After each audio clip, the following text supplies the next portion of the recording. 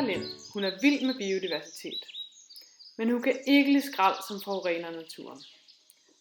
Derfor samler hun skraldet op og planter frø i dem.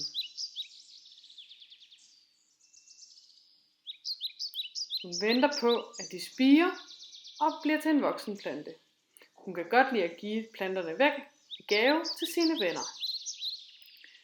Karen og Christian kan også lide blomster og planter. De vil gerne dele naturen med alle, og derfor laver de frøbomber.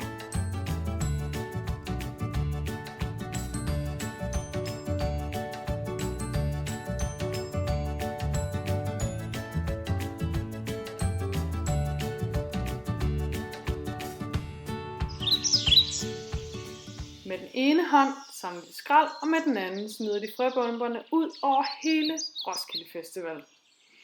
Så bliver Lind, Karen og Christian og alle de andre festivalgængere glade.